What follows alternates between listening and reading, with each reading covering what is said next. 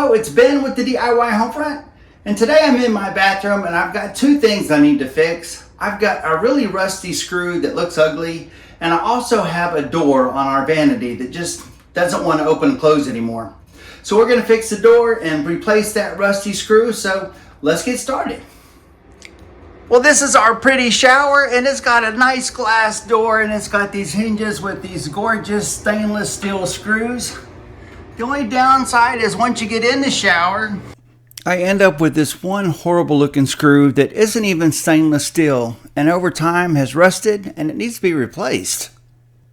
Well, the smart thing for me to do is to go ahead and take this screw out so I can take it to the hardware store and try to find one that's an identical replacement.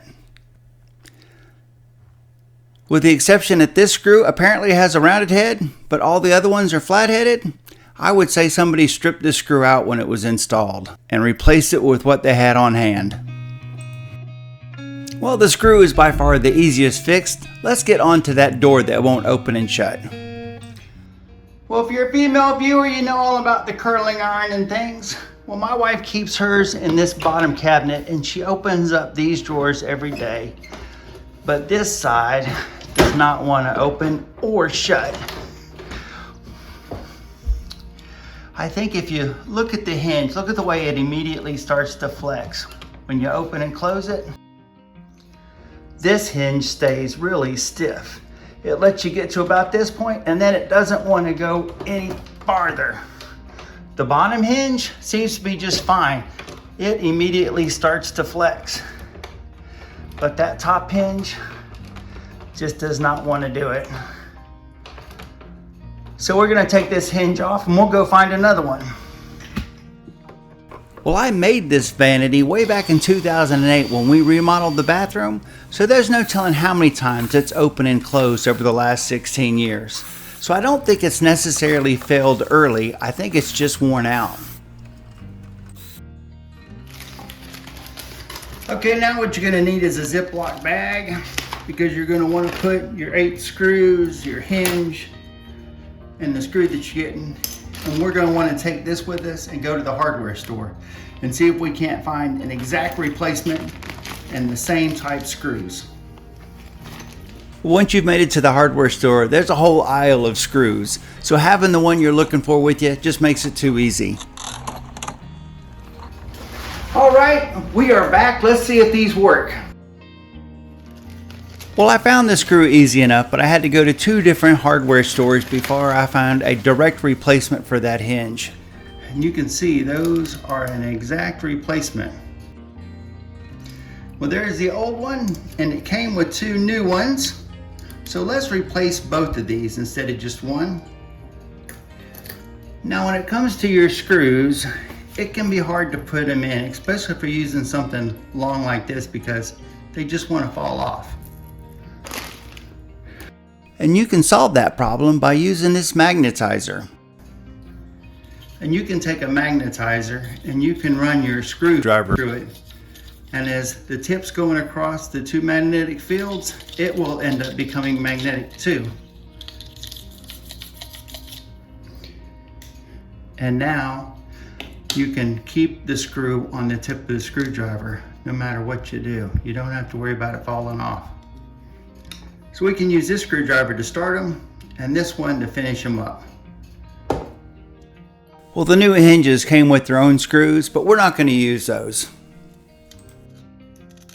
Well, the reason I'm not going to use the screws that came with the new hinge is because the thread pattern on the screw is actually different. And this wood is very subject to being stripped out, so I'll put the same screws back in because they have the same thread pattern.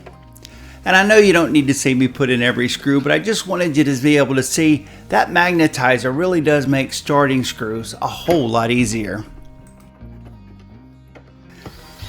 Now I'm using an electric drill, not an impact driver, but you really want to be careful when you're screwing these screws back in because like I said, it's really easy to strip them out of the wood that they go into. After I got the screws tightened up on the top hinge, I went down to the bottom hinge and undid the screws. And then I put that new hinge on and used that magnetized screwdriver to install the screws. And once I have all these tightened up with the electric drill, let's see how the door opens and closes. Now the door opens and shuts with ease, and we can move on to the shower and see about getting that stainless steel screw replaced. Well, here's what our stainless steel screw looks like out of the package. And it's not a perfect flathead, but I think it's going to work out just fine. The most important part is the thread pattern is the same. Stainless steel is not magnetic, so if you're dealing with stainless steel screws, it doesn't matter. The magnet's not going to do anything. So the stainless steel screws at the hardware store came in a package of 4. So I'm going to go ahead and swap out this lower screw that's on the outside of the shower because it looks pretty rough too. And oddly enough, I believe it has a different thread pattern than the one we purchased. But the head seems to be the correct size. Well, I'm trying not to damage the screw head, so I've got to do this as careful as possible, which for me means just going slow. Well, that's a big improvement over the old screw, and I think when I probably tell my wife what I've done, she's going to come back with a magic eraser and probably make this area look like brand new. That looks so much better than that rusty screw we started with.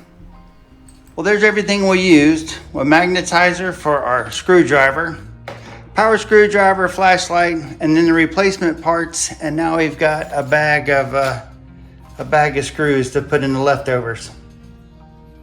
Well, there you go. 2 simple tasks done in the bathroom. We fixed the door and we got that rusted screw taken care of. Well, if there's anything you can think of, leave me a comment. Otherwise, like and subscribe. Check out my playlist and I'll see you in that next video.